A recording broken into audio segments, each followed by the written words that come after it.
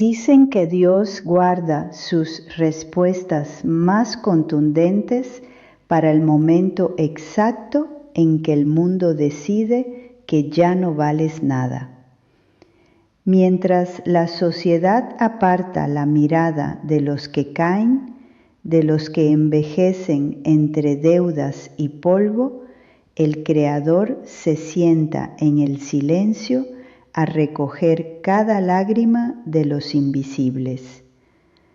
Lo que las libretas bancarias y los juzgados llaman la ruina absoluta, para los ojos divinos es apenas el terreno vacío y necesario para construir una paz que el dinero jamás podrá comprar. Si llegaste hasta este video, te ruego que te quedes hasta la última palabra. Esto no es un simple relato para pasar el tiempo en Internet. Es un mensaje urgente que cruzó tu camino hoy porque alguien en el rincón más silencioso de su habitación siente que trabajó toda su vida en vano y que le han arrebatado hasta la esperanza. Te invito a suscribirte a nuestro canal, porque aquí creemos con firmeza que cada testimonio llega con un propósito exacto, en el minuto exacto en que tu alma necesita escucharlo.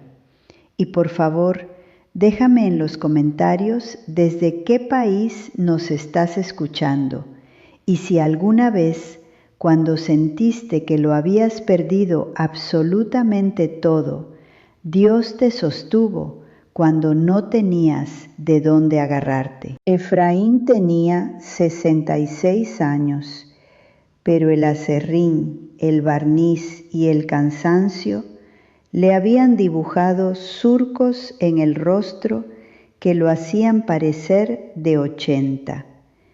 Sus manos, nudosas, callosas y manchadas permanentemente con tintes de caoba y nogal, contaban la historia de más de 4 décadas encerrado en un pequeño taller de carpintería en la colonia Doctores, en el corazón de la Ciudad de México.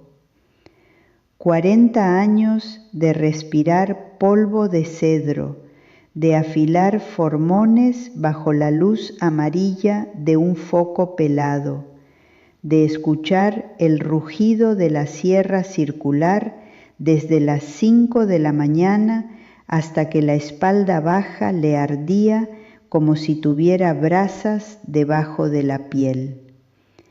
Efraín era un hombre de fe silenciosa. Su única ancla en el mundo era una pequeña cruz de madera de pino que su difunta esposa había tallado para él, atada a un cordón de cuero gastado que siempre colgaba de su cuello, escondida bajo la camisa de franela a cuadros. Ese pedazo de madera absorbía su sudor diario y sus oraciones mudas. Trabajaba sin descanso por una sola razón: enviarle cada peso sobrante a su única nieta, Luna, que vivía en otro estado y dependía de esos giros postales para pagar sus estudios y sus medicinas. Para Luna, él era simplemente su bobó, su abuelo protector, la muralla que la separaba de la miseria. Pero el mundo corporativo y financiero no sabe de abuelos protectores, ni le importan las manos artríticas que huelen a aguarrás. Los pagarés firmados años atrás para salvar la vida de su esposa, que finalmente falleció de cáncer, habían crecido en silencio como una enredadera venenosa. Las tasas de interés de los bancos devoraron el pequeño margen de ganancia de sus muebles tallados a mano. El martes 18 de noviembre, El cielo de la capital amaneció plomizo, escupiendo una llovizna helada. A las 10 de la mañana, un actuario del juzgado, acompañado por 2 policías de semblante aburrido y un cerrajero, se presentó en la puerta de madera descarapelada de su taller. No hubo tiempo para explicaciones ni para piedad. El lenguaje de la ley fue rápido, aséptico y brutal. Embargo precautorio, desalojo inmediato, liquidación de bienes. Efraín observó paralizado, con el pecho oprimido, cómo hombres extraños sacaban sus herramientas a la calle, sus prensas, su sierra vieja, la madera que había comprado a crédito. Le dieron exactamente 15 minutos para tomar sus objetos personales. Metió un par de pantalones, 2 camisas y sus gubias manuales más preciadas en un viejo costal de lona. A las 11 de la mañana, el candado nuevo y brillante del banco cerró la cortina metálica del que había sido su mundo entero. Efraín se quedó de pie en la acera mojada, abrazando su costal de lona, escuchando el claxon estridente de los microbuses de la avenida principal. Sintió que el oxígeno se negaba a entrar en sus pulmones. Lo había perdido todo: su taller, su sustento, la posibilidad de seguir ayudando a su nieta Luna. Su vida entera de trabajo honrado acababa de ser borrada por un papel sellado. El camino sin rumbo por las calles de la ciudad fue un descenso a la invisibilidad. Las personas pasaban a su lado esquivándolo, mirándolo de reojo, como si el fracaso fuera una enfermedad contagiosa. El ruido del tráfico le zumbaba en los oídos, pero por dentro solo había un vacío aterrador. Cuando la noche cayó, trayendo consigo un viento cortante que se colaba por las costuras de su chamarra vieja, Efraín terminó sentado en una banca de piedra fría en un parque público cerca del centro. En su bolsillo derecho tenía un billete de 500 pesos, arrugado y húmedo por el sudor de su mano. Era todo su patrimonio en la tierra, todo lo que le separaba de la indigencia absoluta. Su plan era esperar a que amaneciera, buscar un cuarto de azotea miserable y comer pan y frijoles hasta encontrar algún trabajo barriendo calles. El frío de la madrugada comenzó a entumecer sus piernas. Fue entonces cuando escuchó el sonido. No era el ruido de la ciudad, era un llanto ahogado, rítmico, cargado de una desesperación profunda. A unos 20 metros de él, bajo la luz parpadeante de un farol, había una joven muchacha. Apenas tendría 20 años, pero la suciedad en su rostro y la ropa rasgada contaban una historia de terror en las calles. Estaba descalza sobre el cemento helado, llorando incontrolablemente mientras abrazaba sus rodillas. Efraín, apretando su costal de lona, se acercó a paso lento. La muchacha levantó la vista. Sus ojos estaban inyectados en sangre, temblando por la hipotermia y el hambre. Con una voz apenas audible, le confesó que llevaba 3 días escapando, que no había comido nada y que sentía que se iba a morir en ese rincón de la plaza si no conseguía algo caliente. Efraín sintió el peso del billete de 500 en su bolsillo. La razón cruda y lógica le gritaba que él no era un salvador, que él mismo era un anciano a un suspiro de morir de frío, que si entregaba ese dinero firmaba su propia sentencia de muerte. Pero al mirar el rostro aterrorizado de esa joven, Efraín vio la fragilidad humana en su estado más puro. Llevó la mano a su pecho, tocando la cruz de madera bajo su camisa. Su fe, golpeada y sangrante, le exigió dar el último paso en la oscuridad. Sacó el billete arrugado, el último baluarte de su dignidad, y lo puso en las manos sucias de la joven. Vete a la fonda que está abierta en la esquina, pide caldo caliente y busca un lugar techado. Vete ahora, le ordenó con voz ronca. La muchacha abrió los ojos desmesuradamente, besó el billete, le murmuró una bendición atropellada y corrió hacia la luz del local.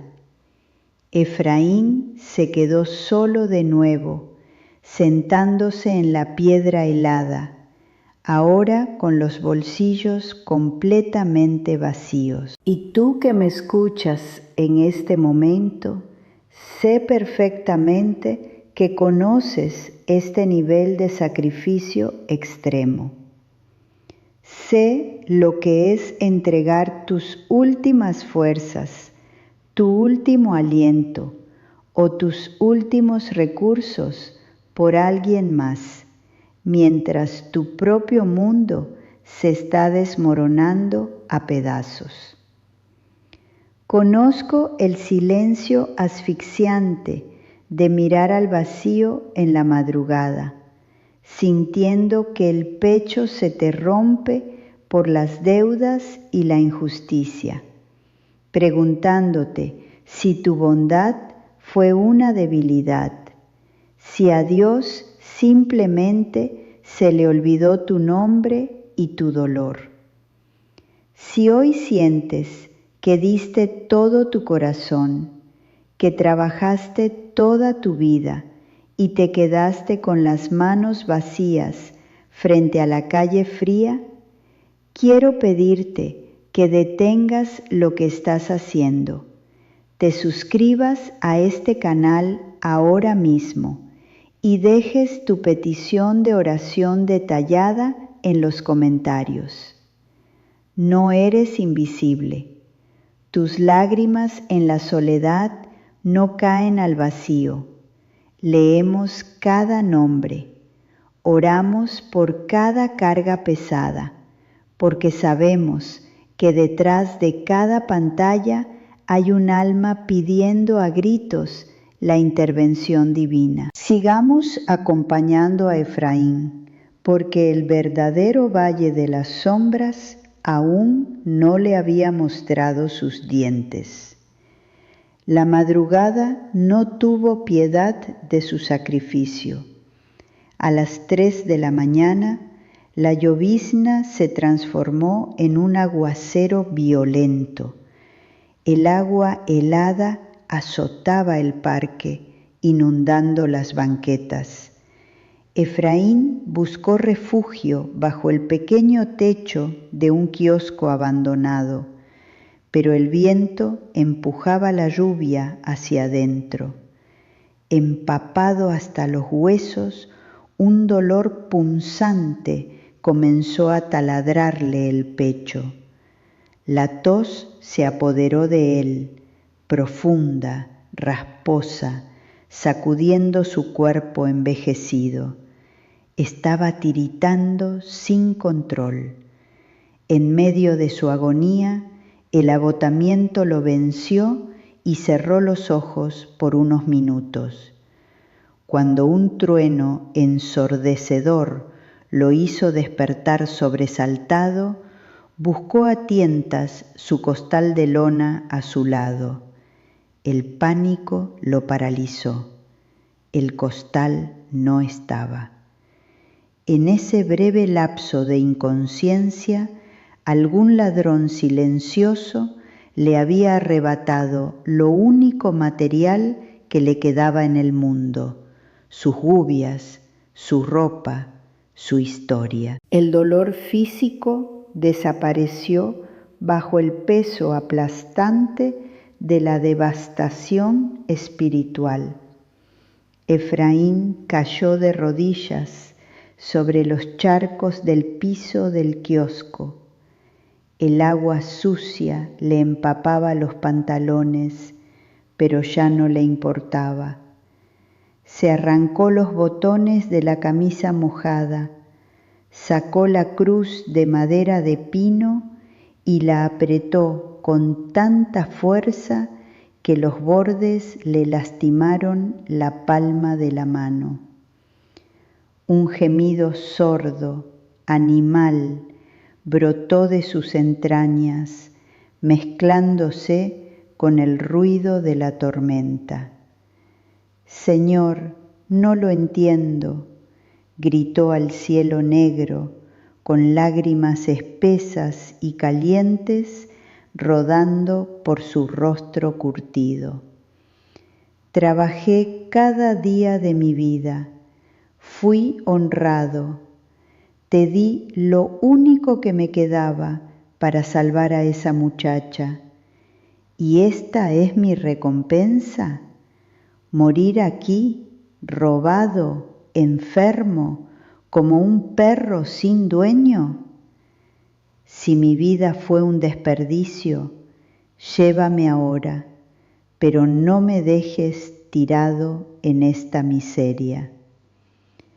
La fiebre comenzó a subir rápidamente, nublando sus pensamientos. Se hizo un ovillo en el piso de cemento, abrazando sus rodillas, convencido de que no volvería a ver la luz del sol, rindiéndose finalmente ante el fracaso absoluto. El amanecer rompió sobre la ciudad con un cielo despejado y un frío cortante. Efraín abrió los ojos con una lentitud dolorosa. Le costaba respirar y cada músculo de su cuerpo gritaba de dolor. Estaba rígido, pegado al suelo del kiosco. De pronto, el sonido de unos zapatos elegantes golpeando el cemento mojado se detuvo frente a él. Efraín encogió los hombros por puro instinto, esperando el grito de algún policía ordenándole que se largara. Pero al levantar la vista, vio a un hombre alto, vestido con un abrigo de lana fina y un traje impecable. Detrás del hombre, sosteniendo 2 tazas de café humeante y envuelta en una chamarra nueva y limpia, estaba la joven que él había ayudado la noche anterior. El hombre del abrigo se arrodilló frente a Efraín, ignorando los charcos que arruinaban sus pantalones caros. Su rostro estaba tenso, marcado por meses de angustia, pero sus ojos brillaban con lágrimas de profunda gratitud.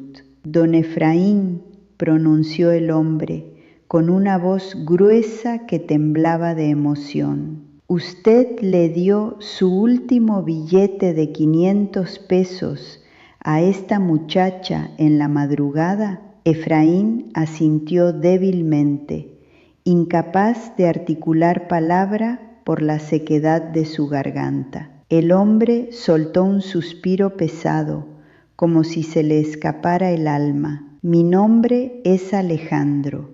Soy dueño de 3 de las constructoras más grandes de la capital. Esta muchacha no es una indigente, es mi hija, mi única heredera. Hace 6 meses cayó en una depresión severa, abandonó la casa y se perdió en las calles. Contraté investigadores, puse anuncios, moví cielo y tierra y no pude encontrarla. Estuvo a punto de morir de hipotermia anoche. El dinero que usted le dio cuando usted no tenía nada le permitió pagar el teléfono público de la fonda para llamarme de madrugada. Usted no le compró un plato de comida, don Efraín. Usted le compró la vida a mi hija. Alejandro miró las manos destruidas de Efraín, llenas de astillas, manchadas por 40 años de carpintería. Miró su camisa mojada y la cruz de madera colgando de su pecho. Mi hija me contó que usted se quedó en la lluvia. Cuando llegué a la fonda por ella, exigí que me trajera a este parque para buscarlo. Supe por el banco que ayer le embargaron su taller en la Doctores. Don Efraín, acabo de firmar un contrato para restaurar la hacienda de los Reyes en las afueras de la ciudad. Un proyecto que requiere madera tallada a mano y años de sabiduría. No quiero empresas contratistas, lo quiero a usted como mi maestro restaurador en jefe. Tendrá una casa asignada en la propiedad, un salario que triplica lo que hacía en su taller, herramientas nuevas y el seguro médico completo. Su nieta Luna no volverá a preocuparse por un peso en su vida. Las rodillas de Efraín finalmente cedieron, pero esta vez los brazos fuertes de Alejandro y de su hija lo sostuvieron antes de que tocara el suelo.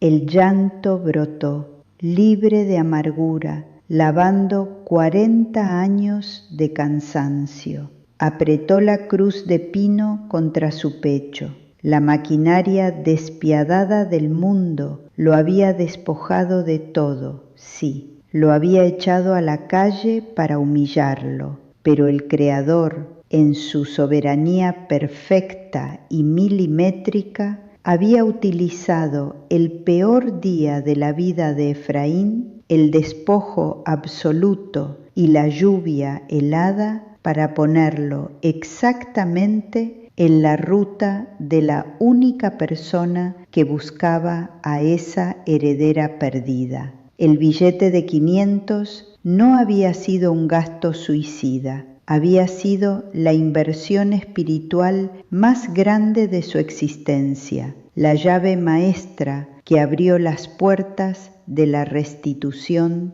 total. Mientras Efraín tomaba el primer sorbo del café caliente, sintiendo el calor regresando a su cuerpo, comprendió con una claridad abrumadora que Dios nunca ignora a quienes entregan su corazón en la oscuridad.